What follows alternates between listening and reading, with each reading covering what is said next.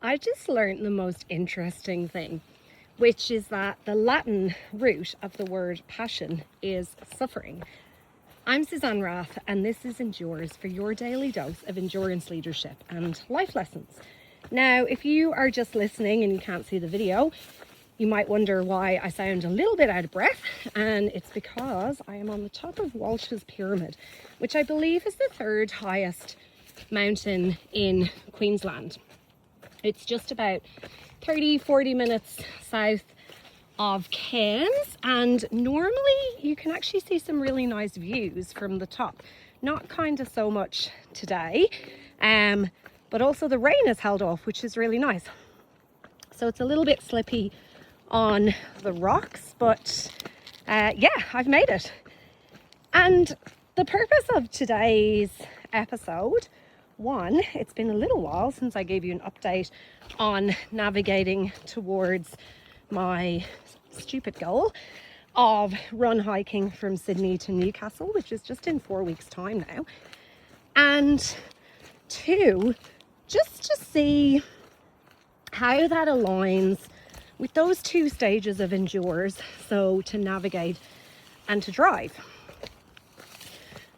And the way I see it, if you have the capacity to navigate towards your vision or navigate towards something, right? You're taking the steps, but you don't have the capacity to drive. Often you end up selling yourself short. So you just don't, put yourself out there for the big things. You don't have the courage to really see what you're capable of, and you're probably not actualizing your potential. And if you have the capacity to drive, but not to navigate, sometimes you can just be endlessly pushing through. So you're not taking the time to change pace or to pivot or to make sure your steps are in the right direction. And this relates a little bit to my training right now, but of course it really relates to life, business, leadership. So 10 days ago, I woke up with my glands were up. I got up in the middle of the night, had a sore throat. I got up and did my run with the squad that morning, which was a speed session, and I was floating on air at the end of it, like running super well. And since then, I've kind of been dragging myself around. Like little bit of a kind of sickness coming on, like virally thing. I've been putting myself in the hyperbaric oxygen chamber a lot. I really dedicated this week, so I've done all my training sessions, but they've been pretty low intensity. Kind of dedicated this week to a little bit more recovery. Had to take some time to do some more planning for the run.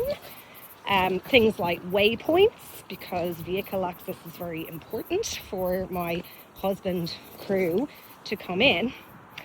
But what sometimes happens when we slow down to speed up, or with training or in our businesses, is we start to get these weird ideas that we are never going to be at this stage again, right? Or it's all just getting a bit hard. And so in my running yesterday, I wouldn't even call it running, I dragged myself hiking around at snail's pace for 6 hours through very different terrain to this. So this is quite rocky and it's quite slippy right now. If you can see the video, you'll know that I'm walking down. But yesterday was grass that was higher than me. There was so many mozzies, so much way to wall, trees down, really slippy rainforesty tree roots. I just wasn't loving it, and it was kind of more mental training than physical, which is something we really underestimate in life. All those different types of things that fatigue our brains, things like switching focus in work, things like, not being able to switch off due to stress, things like poor sleep, all of those things are super taxing on us. And so sometimes we just think about the physical impact of things. And so in my head, I decided all of a sudden I'd gotten really slow and I was terribly unfit, and I don't know where this came from. And so today, this is actually only my second time doing the pyramid ever, because it's never really aligned with my training and it's a bit of a slog. And so I decided after a couple of weeks ago, when I did 2 stages of the Great North Walk in Sydney, there was quite a lot of rocks in it, and I have quite short legs, and some of these, if you can see on the video, steps down are well above knee height for me. And also, like I said, it's very slippy today. And so mentally, if I have done the pyramid, then some of those rocky sections on the walk won't be quite easy, but I know they're doable. And this is the thing in life. We have to actually do the thing to know that we can do it. We can't wait around till we know we can do it and then do it, if that makes sense. Confidence comes from putting yourself out there in the arena, even when you're not 100% ready.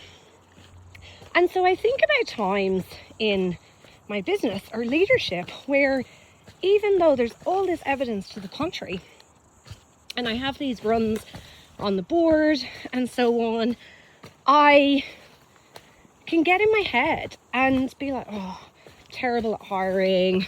Oh, this is never going to work. Oh, I thought everything was going really well. Just nearly stacked it there. Thought everything was going really well, but this just isn't going to be possible. It's so hard to get good team, etc., etc. But when I look back at all of the evidence to the contrary on how I've made decisions, how I've scaled the business, how I have grown as a leader in terms of communication, transparency, clarity, values, framework, structures, culture, etc., etc., then everything points to this continuous growth. And so this is why the Endures framework is really powerful, because it's a cycle of continuously going, well, what's my vision? What steps am I taking? When do I need to drive? Like, when do I actually need to suffer a little bit for my passion? And when do I need to use recovery? When do I refocus and reset? And that includes, when do I actually celebrate my wins? Like today, I'm like, oh, sweet. The only other time I did this hike was 2 days before a duathlon, I believe about 4 years ago, with my friend.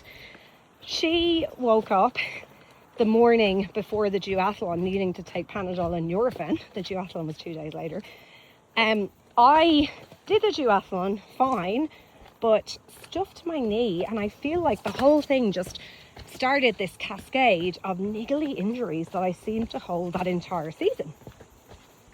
And so I'm in a markedly different state now, which hopefully is going to serve me well in 4 weeks' time. But yeah, it's just really important that we constantly go through that cycle, right? Like reflecting on where we're at, celebrating the wins, and then when we decide what to elevate to next, we pick it for a reason, and we have the right support systems around us. I have amazing people around us, including my biggest win of the week, which is that one of my friends is actually going to come to Sydney and crew/run with me for a massive chunk of the event, which is an event I started. It's not really an event, but which is amazing, which increases my chances of success exponentially. And yeah, so just wanted to jump in, give you guys a little bit of an update, and remind you that if you do feel like maybe you're stagnant, just try and look back on historically everything that points against that. So you're here and you've survived every single day so far if you're listening to this podcast. So your chances of success are probably exponentially better than what you think. And just a little closing reflection on this idea of passion. We don't want to suffer unnecessarily. So drive is never about unnecessary suffering or constant pushing through, but it's about knowing why we have a passion for something and knowing why we're willing to suffer for something. So I know why I'm willing to suffer for this run hike, and for me it's about seeing what's possible. That might not be somebody else's jam, but I was thinking I went the wrong way on this a few years ago, so we're good. That might not necessarily be someone else's jam, but you know, that's my thing, right? My year is about potential, and it's kind of about finding my edges. It's about seeing how I go mentally and physically. You know what, if I don't do it, if something happens, if I can't finish it, the world keeps turning. I'm not going to die of disappointment or anything. I'm not going to be like super hard on myself, but I'm trying to set myself up the best way for success by doing things like the pyramid, which I'm currently about to slide down a very slippery rock on. So I leave you with that thought, just to explore what you're passionate about, what you're willing to suffer for, how you're navigating there, what you're willing to drive through, and hope you have a wonderful day. I'll see you soon for more from Endures.